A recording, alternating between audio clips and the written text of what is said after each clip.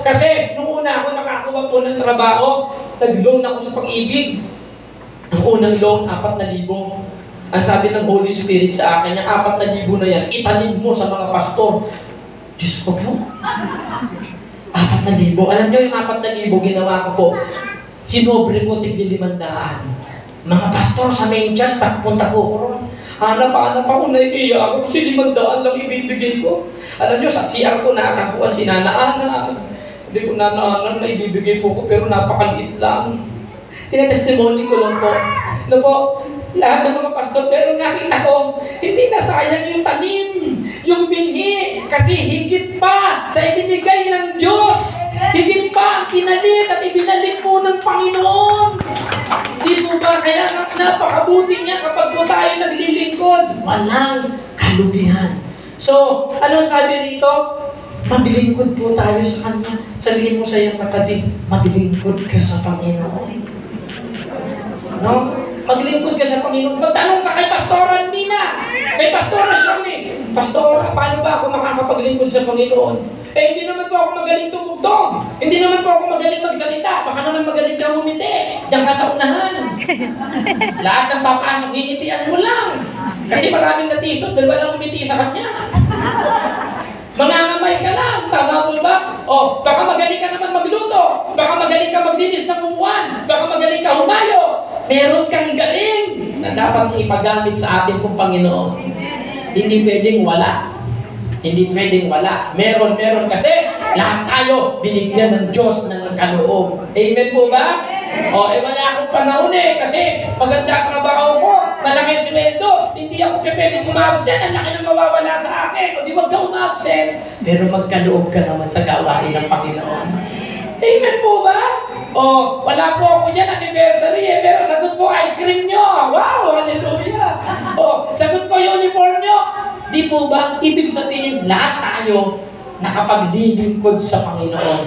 Hindi lang pare-pareho ng mukha ng paglilingkod, dahil hindi naman pare-pareho ang galing natin sa paglilingkod. Amen ba? Amen. Hindi mo pipilit na kumanta ka, pag kumakanta ka nga, mababa agad ang banal na espiritu. Kasi pangarap ko mag-worship leader sa totoo lang Naranasan ko habang kumakanta ko yung mga elders. Totoo po yan. Inis na inis ako lalo ko pinagpatuloy. Tapos naramdaman ko, ayan ang Holy Spirit. Siguro sabi ng Banal Spirit, anak, tumigil ka na, eto na ako. Para tumigil ka, bababa na ako. Diba? So, maglingkod po tayo sa Panginoon. And another thing, God desires the church to attain maturity. So, in 32 years, diba, natin naman natin yung maturity. Yung hubog, ano yung maturity? Ito yung kapag nakuha natin yung statue ng Panginoon, stature ng Panginoon. Maging tulad tayo ng Panginoon. Sa bagay, we're all still on the process. Meron pa bang nagagalit dyan? Meron pa bang nagtatampuhan dyan? Meron pa bang nagkakatisuran dyan? Meron pa rin pa konti-konti. Pero, ang purpose natin, lahat tayo maging mature. Hindi man tayo ganun kadami, hindi man tayo ganun kalaki, pero sa iglesyang ito, nagmamahala naman tayo. Ang turing natin, hindi iba sa isa't isa, nagtutulungan tayo. Kapag mahina ang isa, pinalalakas natin. Amen ba? Amen. Hindi yung kapag mahina, binabagsak, tinatadyakan. Kapag may nangyari, naku kaya ganyan yan, ang hirap ng buhay, nilang iika po yan. Huwag ganun. Dadalaw ka sa may sakit. Ako kapatid, baka naman kaya ka nagkasakit, may kasalanan kang hindi pa ipinagtatapat. Magsisi ka na. Naku po!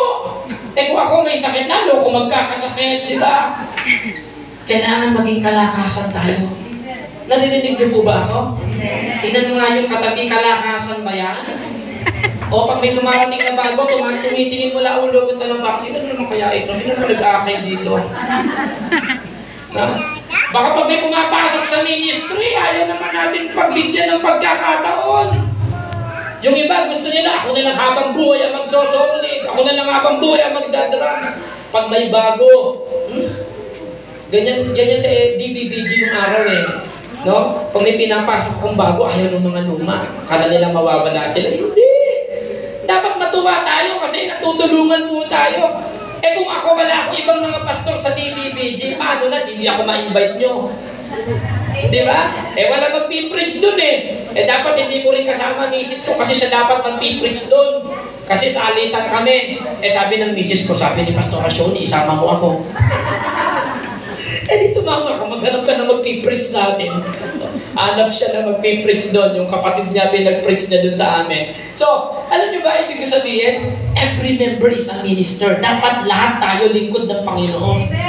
Kaya dapat kung ikaw ay tatay, pastor ka rin sa bahay ninyo. Dapat ikaw naglilid ng prayer meeting sa bahay ninyo. Tama ba? So kung ikaw ay leader dito sa bahay, kung wala kang ministry dito, sa bahay may ministry din tayo dapat. Dapat meron din tayong ginagawa, nagsasamba rin tayo sa ating tahanan. Nung pandemic, di ba, bawat tahanan naging simbahan, bawat pamilya ay naging kapilya, di ba? Napakasarap na po. So, last, sabi rito, to mature man, go to the measure of the stature of the fullness of Christ.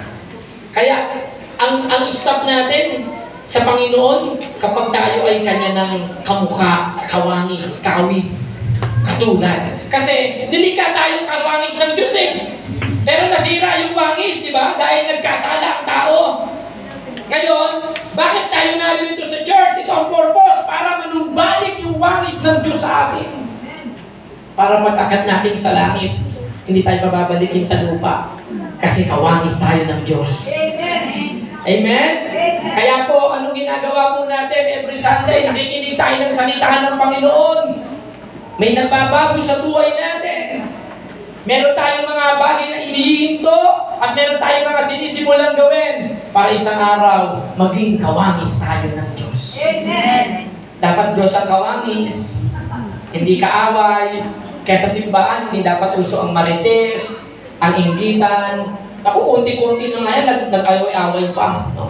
Hindi, kasi wangis tayo ng Diyos. So, ang tunay ng paglago ay hindi lamang yung magaling ka magturo, magaling ka mangaral, marami kang pera. Ang tunay na pinagpala, hindi lang yung material na bagay ang meron ka. Dapat yung buhay natin, kawanis ng Diyos. Amen? Kapag sinigawan kayo ng kapitbahay niyo, anong sagot? Praise the Lord. Kapag sinabihan kang, pangit! Pangit ka rin! Mas pangit ka! Diba? Pero na Kristiyano ka, thank you! No? So, you know what I mean? Ang tunay na paglago, hindi nakikita sa suot. Aba, lumalago na! Ganda na ng suot mo Hindi yun. Ang tunay na paglago, nakikita sa buhay. Hindi ka na nagiging maramot. Amen? Sabihin mo sa iyong katabi, hindi ka na ba maramot? Hindi ka na makasarili. Hello?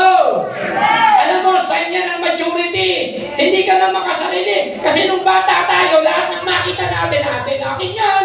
Akin yan, gusto ko yan. Bata bigay mo. Totoo ba yun?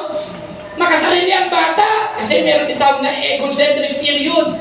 Sarili niya, iniisip niya. Kaya ang palatandaan na hindi ka na bata, ibig sabihin, lumago ka na, tumanda ka na, hindi ka na makasarili. Hindi ka na madamot. Hello! Mapangunawa ka na. Mapagbigay ka na. Malawak na yung pangunawa mo. Hindi ka na mapangusga. May nakita kang kapatid. Naku, ba't naroon siya? Oy! Judgmental. Dalawang matandang babae ang nag-uusap. Sino kaya magbubuhat ng kanilang pinamiling napakabigat? At may isang kapatid ng chismosa, napadaan. Ang narinig lang niya, sabi ng dalawang matanda, saan kaya tayo maghahanap ng lalaki? Nung narinig ng chismosang kapatid, yung dalawang sister, naghahanap ng lalaki. Naisumbong kay pastor, Pastor, yung dalawang member natin, naghahanap ng lalaki. Marites. Pero pag Kristiyano ka, always give the benefits of the doubt. Ba't kaya hindi umatin si sister? Naku, baka natison. Ay, naku, sumama ang loob yan. Ay, naku, tumalikod. Naku, tamad naman talaga yan. Baka nasa party. Nasa pistahan yan. Baka naman kapatid, sobrang pagod lang. Hello, narinig niyo po ba ako? Kaya pag hindi alam, huwag mahihiyang magtanong. Bisitahin mo. Hindi mo ano-ano iniisip mo. Narinig niyo po ba ako? Amen. Okay. So, anong sabi diyan? No, yun ang gusto ng Panginoon. So, last na to. Gear up for growth. So, nilagyan po ito ng acronym. Number 1 is letter G stand for grow through the Word of God. Alam niyo ba ang nagpapalago sa buhay natin ay ang salita ng Panginoon? Sa pamamagitan ng salita ng Diyos. Kaya, napakahalaga ng Biblia. Napakahalaga ng salita ng Diyos. Ito ang magpapalago, ito ang magpapatatag sa atin. Kaya binabasa ang Biblia, hindi dinidisplay sa altar at sinisindihan ng kandila. Kaya sabi, mapalad ang mga taong nakikinig ng aking mga salita at tumutupad dito, sabi ni Santiago. Sapagkat ang hindi tumutupad ay katulad ng isang taong tumingin sa salamin at pag-alis, pagdakay nalimutan ng kanyang sarili. Kaya very important mga kapatid na dapat po tayo ay nagbababad sa salita ng Panginoon. E stand for experience the presence of the Lord. Ang pinakamasarap sa buhay ng tao, ng Kristiyano, para mabilis ang paglago, presensya ng Panginoon. Alam niyo paano ako lumago sa Panginoon? Every time na may worship, talagang I want to experience the presence of the Lord. Nung araw talaga ang JCKL po, hindi man tayo nakapag-aral sa Bible School, pero we always practice the presence of the Lord. Kaya po, I always pray in the Spirit. Very important yon. Kasi when you pray in the Spirit, you edify yourself. Pinalalago mo ang iyong sarili. Gusto niyo lumago? Always pray in the Spirit. Always dwell in the presence of the Lord. Umawit ka ng papuri, ng pagsamba, manalangin walang patid, pagsalita ng iba't ibang wika, at nakakapagpatatag yun ng sarili. Amen po ba? Opo, kaya ginagawa namin yan. No, we always practice the praying in the Spirit. No? A stand for accept the correction and feedback from others. Alam niyo po ba, bahagi ng paglago, tumatanggap tayo ng pagtutuwid mula sa ating pastor, mula sa kapatiran. No? Yung mga magtutuwid naman, ituwid nyo naman ng maayos, ng may pag-ibig. Huwag nyo naman hayaang mapahiya. Pero tayo naman, matuto tayong tumanggap ng pagkakamali.